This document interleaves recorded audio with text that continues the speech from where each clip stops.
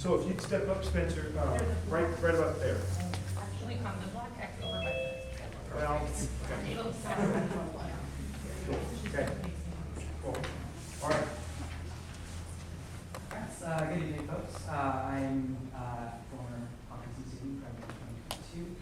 I know we have some people here from the Clark County Pride, as well as some people here from Days Against Groomers, as far as I'm aware, which has been designated by the SPLC as a anti-transgender extremist group with ties to Proud Boys. Just thought that context was important. I just want to talk a little bit about my personal experience. I'm from Hockinson. Graduated in 2020, attended graduation from my couch. And yeah, I didn't know any, I wasn't friends with any other students when I went to Hockinson. None of the teachers ever talked about it, the school never talked about it. The gender sexuality alliance, I don't think was founded until my junior or senior year. I was not exposed to it at all. But I was not protected from knowing about being trans. I knew what it was because I heard the slurs other students use for my transgender, for other transgender students. I heard the thing called it and thing and other dehumanizing terms like that. I heard it all. I was not protected from that. What I was protected from was realizing who I was. I was protected from knowing there are people like me. I was protected from seeing a future for myself that I wanted to live in. The last school board meeting I went to was February 2020. And that night I went home and I attempted to take my own life. I joined the 40% of transgender Americans who have attempted to take their own lives. And there's something that can be done about that. Ever since I realized who I was, I came out of that transition. I realized I flourished, I thrived. I've gone from a middling student to straight A's. I've got multiple scholarships. Students can thrive when they can picture their own future, when they know what they're going for. From the Journal of Adolescent Health, all you need to do is use a trans student's name, preferred name. It reduces suicidal ideation by 29%, reduces their suicidal behavior by 56%. That's all it takes. I promise you, your kids, your students, they're going to find out about being trans. I promise. You're not protecting them. They're not focusing on education. They're going to figure it out because other students will tell them, and it's a decision of whether they hear that from bullying from other students or whether they hear about it from their teachers who are their job is to educate. Thank you.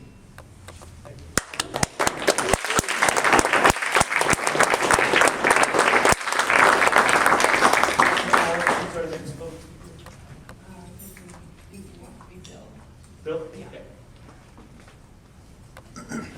Bill, Eileen, you have the microphone at this time. Let me look here. All right, am I coming through? You are. I can hear you. Good, thanks. Just a couple things. First thing, just and Teresa kind of touched on the idea of communication, and you don't need to have students attending school to be interested in what's going on in the school. I know I've said this before, so it's kind of one of my pet peeves. It would really be, I think, helpful to communication if on your agenda you put links to the documents and the other sort of things you're going to be reviewing. It's very difficult to follow and keep up, especially because your minutes are, well, this time your last minutes on your website are from 50 days ago, so it's hard to do. If you do that, that would be great. Woodland can do it, Battleground does it, so it'd be cool. Second thing would be on Dave Olson. So I guess let me speak for, as a community member on that, the taxpayer. I have to really, I admire Dave for, and respect him personally. I want to thank him for reaching out to me during the last years and meeting with me and talking. That was above the word. Second, I know how much time that board members need to put in to be good board members, and 17 years of Dave, yeah, respect. And finally, I'd like to thank Dave's family.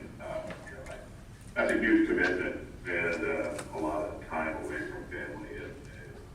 And I'm assuming that his family supported him all the time he was on the school board. So as a community member, I'd like to thank them for doing that. It's really appreciated. So thank you. Appreciate that, Bill. So our next public speaker is Sonia Woolridge.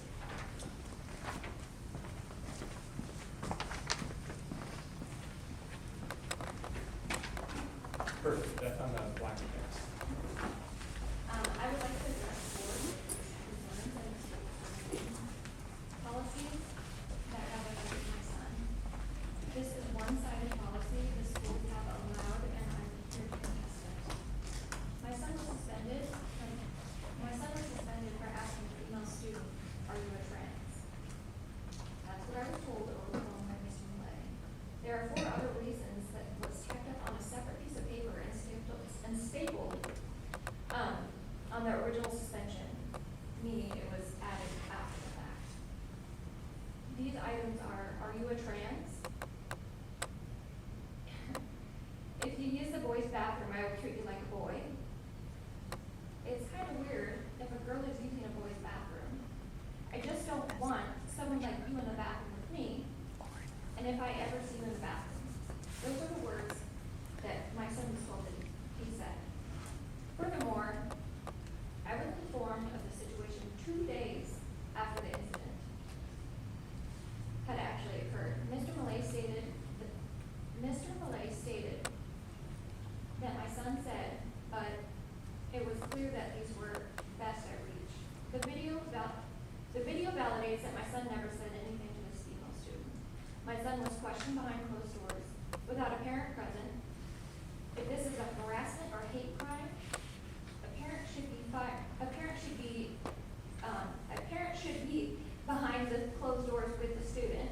A policy report against I'm sorry, I'm skipping and kind of upset. A crime, a harassment or hate crime, and a parent filed a police report against my son. Why was I not notified about that? This is a fear tactic to enlist guilt in my adolescent child. Was a tactic of power, and according to the seriousness of this, I would assume that legal guardian would be present. I was told by Steve Marshall that the student was retracted from school, so this was now a punishable offense. So someone had to be punished, or other students' parents would be upset. Again, I watched the videotape. My son never approached the girl. So why was my son being punished at all? Just give half a minute to finish up, Sonia. I know why my son was being targeted, as well as being utilized as the root cause of the investigation. We all know that no investigation was done because you watched the video, and like I said just a moment ago, that my son never approached the student directly.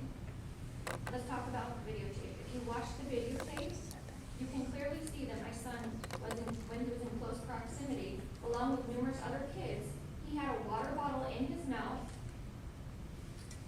He would have been unable to ask any of these questions. The suspension states Ryan was engaged in a verbal discriminatory harassment against another student. A group of boys approached a student to ask what bathroom they used. After the initial question, Ryan made several comments that were discriminatory. So can you tell me how, by watching the video footage, that without reasonable doubt that my son had any involvement other than being a part of a group of boys that hang out together?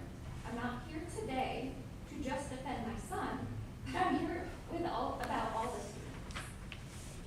Thank you, Sonia. Thanks.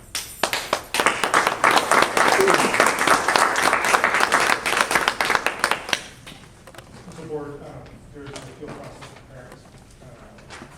Appeal goes from the building to the superintendent, and if the parents still agree to go to the school board, and then I will keep you apprised if that is going to be followed by the Alex, we're going to go online. Carrie, Carrie, can you hear us? Yes, I can. Can you hear me? Yes, perfectly. So you have the microphone. Okay, I can see the timer, so I think we're good to go.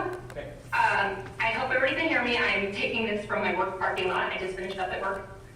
I want to firstly point out that Sonia misgendered the student in question through the entire comment that she made. So I'd like to bring some respect back into the room and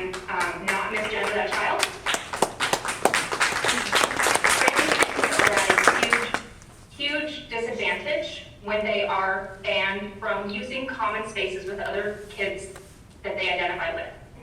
They've shown that students who are in an environment where they are banned from using locker rooms or bathrooms of their gender, that they feel like they are, that those students, 1 in 3 of them have been sexually assaulted in the past year. When you put kids who are already questioning their identity and you force them into a room of people who dislike them and question them and degrade them and dehumanize them, that puts them at risk. And we recognize that as a society.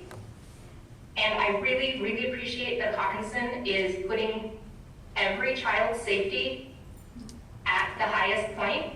Safety is above hurt feelings. And if, I want to say that in the real world, when you get out here, you have a job, you're working in corporate America, we have to work with everyone. I can't choose to not have a client because they are trans. I can't choose to not have a client because they are Black. I can't discriminate against people for protected classes. That is the society we live in. And I really appreciate that Hockinson is going above and beyond to make sure that these kids understand that. They're not telling anyone they need to be trans or they need to question their gender. If they're questioning, they're already doing that. And if the questioning sustains all the way through adolescence and puberty, chances are 90-something% of the time, those students are going to remain as the gender that they feel like they are for their life, and they will be able to thrive and be with us. And I really appreciate that Hockinson is making sure that our kids are prepared for the real world. Thank you.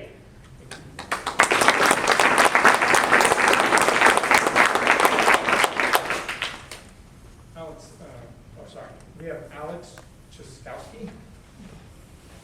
Our next speaker.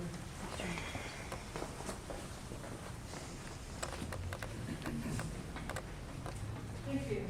My name is Alex Cheskowski. I'm here at the behest of parents who contacted me. I represent Gays Against Groomers. I'm the Washington State chapter lead. I'm not here to talk about any incident that happened with the students specifically. I'm here to talk about WSSDA's policy 3211P, which addresses restroom accessibility. I'd like to point out that you've done nothing wrong in following this procedure. In fact, you followed it to the letter.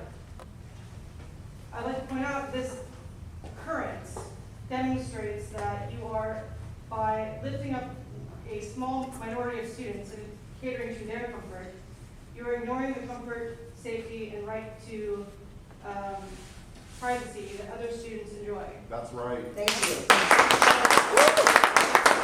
Specifically in this policy, that you are not able to ask a trans student, which is fine, to use the nurse's restroom, for example, or to use a restroom that would make other students feel comfortable.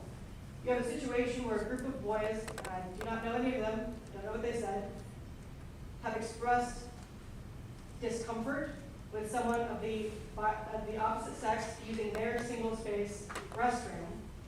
And it seems to me that it is a heavy-handed response to tell them that they're not allowed to have those feelings, and if they do, they can only express them in a certain way. Yes.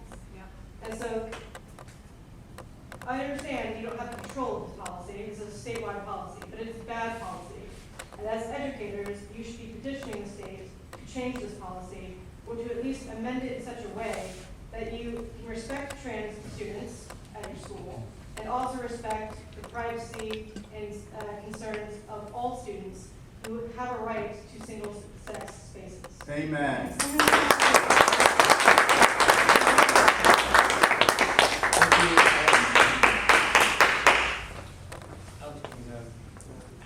What I'm seeking some clarification, if someone is joining us online and they are raising their hand, but they have not completed the public comment form, are you allowed to speak? We need their, complete that, the link, so we're ready to go in person. Okay, so for those of you who are online, there is a link on the calendar that will take you to a form that you need your name, you need to be registered, and then you'll be asked to share your public comment. Right now we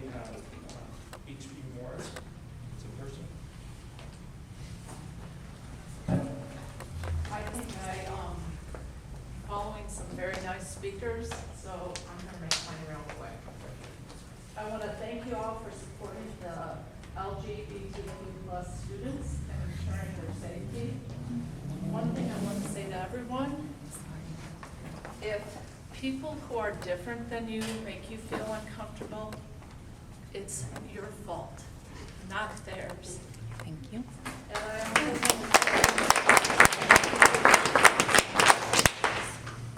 thank you.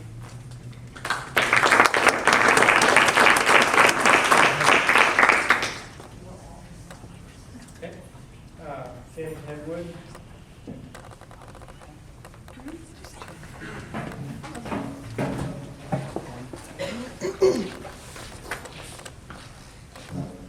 Hi there, I'm Finn Hedges, I use the gender pronouns. I'm genderqueer and I've been going to Hockinson since about 2nd grade.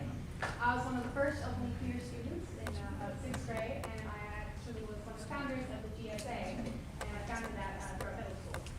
I dealt with a lot of verbal and physical harassment, but a lot of adults told me, hey, some kids, they don't have the part of their brain to feel that empathy yet. They don't have the part of their brain that like sees the other side of things and is accepting towards you.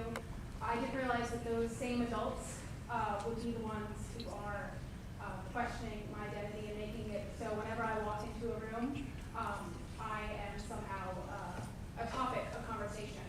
I'm a human and I deserve to go to the bathroom and I deserve to not have my own person be questioned in a political sense.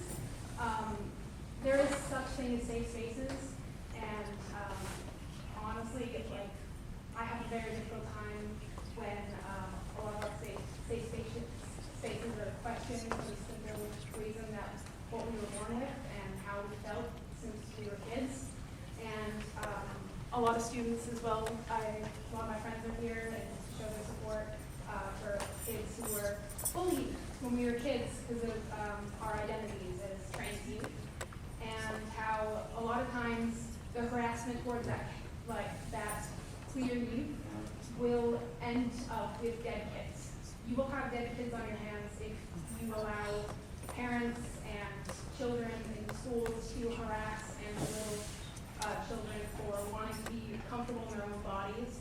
I don't think I have to as myself as I'm non-binary. I don't want to walk and have an entire hullabaloo just because I want to use the bathroom. I don't think that's right, and if you want your kids to feel safe, teach them to respect others and to be open-minded and to allow kids to be kids and for them to explore their own sexuality, their own gender, and grow up in a safe, loving environment. I don't want to have to leave this community ashamed that I was a part of it and that I graduated this year. I want to leave knowing that a bunch of strong kids are going to hold themselves up throughout this. Thank you so much for listening.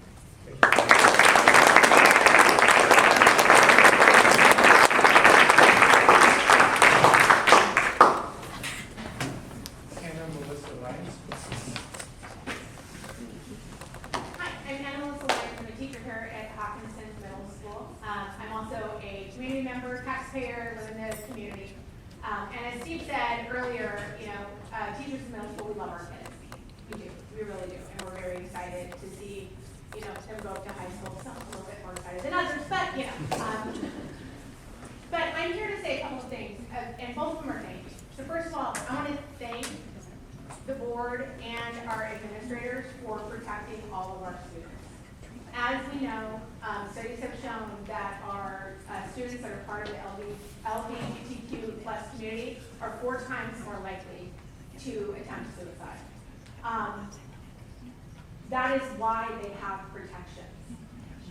Bullying is never okay, no matter what it is. And there are differences between asking innocent questions and asking questions that are leading to bullying. And I think we all know that. When my son was 3, my oldest was 3, I had just had my youngest son. My oldest son's best friend looked at me and said, "Mrs. Lyons, is the baby still in your stomach?" And I said, "No, honey, the baby's up in the nursery." And he said, "So is that just fat then?" And I laughed and I said, "That's Trevor, that's just fat." Because he was 3 and it was an innocent question. If a middle schooler asks a question, not so innocent, right? There is a difference, and we all know that. So we need to make sure that we are continuing to protect all of our children, but make sure too that the ones that are most vulnerable, right, we are not ignoring their needs as well.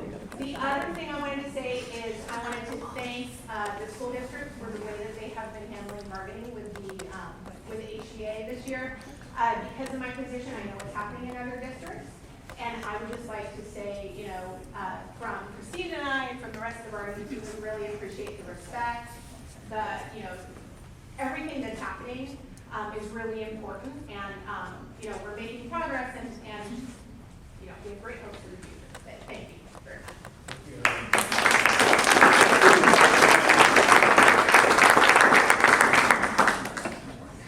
So the board was 7:13, we started at 6:50, so we have about 7 minutes for public comment. It does look like someone signed up, but they put their name as in person. Okay, perfect. Hello? Yeah, I just need to get your name, so when you stand forward, you just tell me your name. Hi, my name is Rowan Martin. I was in Minneapolis when I heard about what had been happening with the protection of trans students. And I would like to say it has been shown through numerous studies, in fact, there's actually a Harvard study confirming the beliefs of multiple articles publicized by Common News that by protecting these trans students' right to go to the bathroom, you do not increase cisgender people's likelihood to be sexually assaulted, harassed, or abused. In fact, it is the opposite. So instead of campaigning to protect your children, I find it is incredibly hypocritical that these people are in fact campaigning to hurt others. It is not protecting the safety of your student who attends school, and I understand that maybe there was some oversights by the district in how they approached the suspension, but that should not be seen as an attack at a group of individuals that have done it. It should be seen as an oversight. And it is when it's a pattern. It's actually his turn to talk. Right, quiet, sir. The problem with that is it's a pattern. Raise your hand. Thank you. The problem with that is one of the patterns, one of the only patterns in fact, is that these trans children and trans adults are being killed, murdered, raped, all in the bathrooms that they have been told to go to by these children. So where does this fall into play? Are these people supposed to go to the bathroom that they feel comfortable with, or are they supposed to go to the bathroom that other people feel comfortable with? Because either way, it seems like they're being attacked for who they choose to be. And I think it is incredibly irresponsible to be advocating for the death and abuse and rape of children. So, thank you. Who's advocating?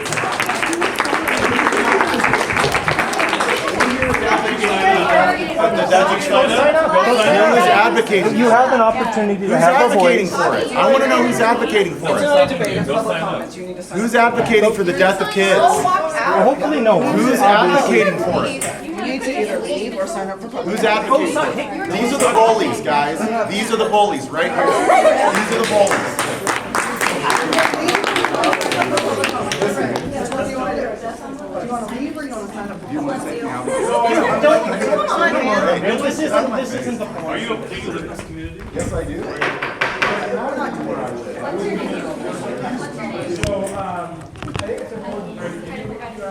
It's great that I got contradictions between the Clark County Today article and the lady. So we have the opportunity for public comment. Those are some pretty serious allegations.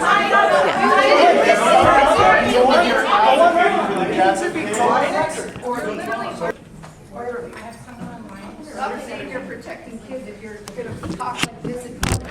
My God. It'd be good to see that. This isn't a place for kids. What? So we're going to go online now. Who's going to speak online now? Stacy, you have the microphone. Okay, You may to make a public comment. Stacy, can you hear me? Can you hear me? Yes. All right, I just have a couple comments. I'm going to add, my son did come home in the last couple weeks of school and had never felt more uncomfortable because some of the situations that him and his friends were dealing with. I understand that we have always had gay students, we have probably always had trans students, are having this issue within our community, and it's really out and upcoming right now. I also was here for the budget part of the meeting, and I see that tech and maintenance is allotted $1 million this year. In addition, our capital project fund is $500,000. I sat down with Caleb Millay in regards to this issue, and in order for my son and his friends and whatever to feel comfortable going to the bathroom, for the girls to feel comfortable, if we need to add in separate unisex bathrooms for these kids that are claiming to be trans, I think that our budget is allowing for it. And I think that is going to be one of the best ways that we can make everyone across the board feel comfortable. I would really hate not to send my son to school because he is uncomfortable going to the bathroom, or uncomfortable going to class because all the kids that are troublesome and taking attention away from him learning are these kids. It's really been hard in our household this year, and it's not just him. There's a large group of kids, and it is a conversation every single day. There's a lot of different people in the world. We get that. We know that when they go to work, they're going to come across these people. We know when they go to the store, they're going to come across these different people. We're not over here trying to misgender people, but not only do you have all of these new genders claiming to be there, if you guys are going to walk around with pride flags, you also have to have a space for all the people wanting to walk around with their cross or with Mother Teresa. Are you guys flagging any of that around your school?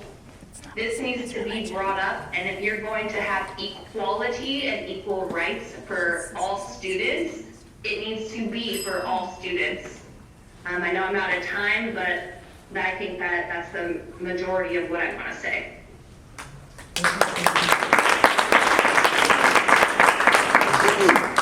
Stacey, is it possible that you get your last name so we can have that as our public record if we're required?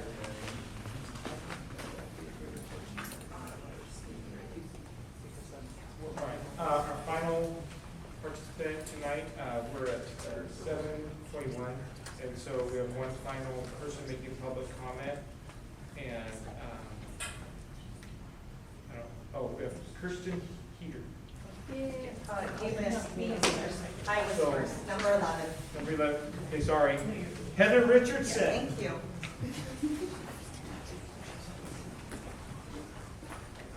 Hi, everyone. Heather Richardson.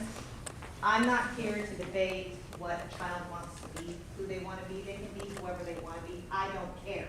What I care about is the protection of all kids in that school. My son specifically got a death threat from another child in this school. And yes, that child was removed from his class. Fine. But it's all of our children that need the support. Every single one. Your child, everyone's child.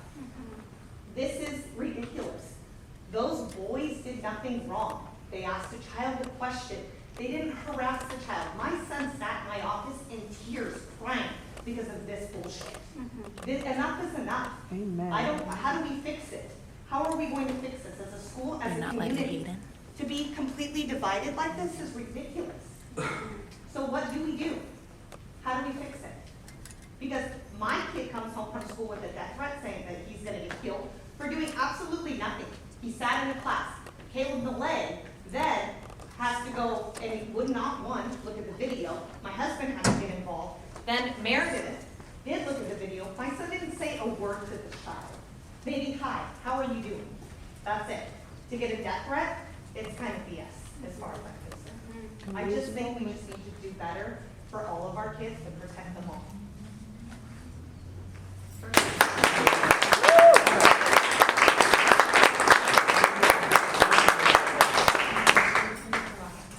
I'm sorry. So that was our second to last speaker. Kirsten Heater, you are on the microphone now.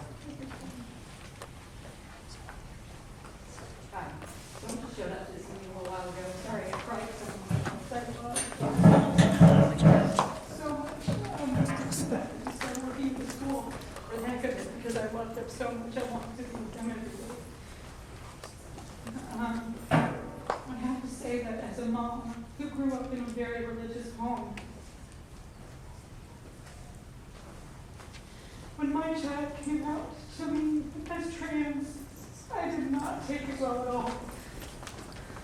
And I saw No disrespect. my child try to take his own life because there wasn't this home. So I've been on both sides of this aisle, been there, not really sure that I understood what trans was, and not believing in it, and saying, oh, it's a phase. And now I'm on the other side because I have a child who has shown me what it truly means. Because I've never experienced it, I don't understand what it is like. So I can only make assumptions, but it's been through listening and learning to our many beautiful LGBTQ students we have at our school that I've learned it's not a phase, and that they just want to be accepted and loved. And how hard is that to give them? It's a child. How hard is it to show them love? Every single one of them. Now, I hear, well, it's about protecting all of our students, and I get it. And perhaps there are changes that need to be made in how we handle situations, and I can't get onto that. But I can tell you it has absolutely nothing to do with one class being protected over another. We protect all of our students equally. We have kids coming in all the time who are dealing with issues with other students, and we attack it head on. We don't ask them, where's your LGBTQ card? It's about the students.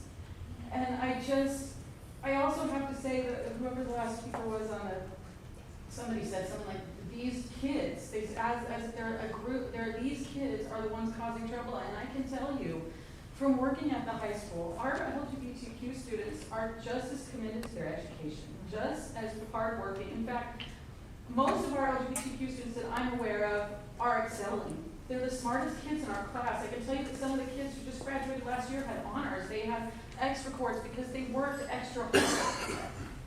And again, it's not about protecting one class.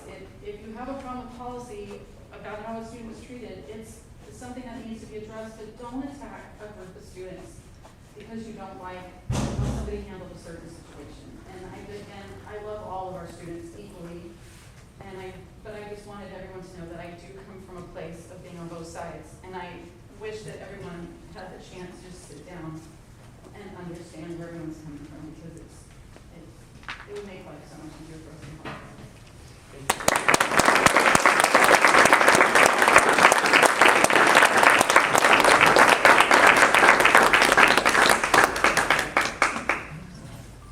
Yeah, I think that concludes public comment. Appreciate everyone who shared their positions tonight. That's really helpful for us to do here. So, with that, we can move on to the next section of the agenda, the approval of the consent agenda. There haven't been any changes to that. There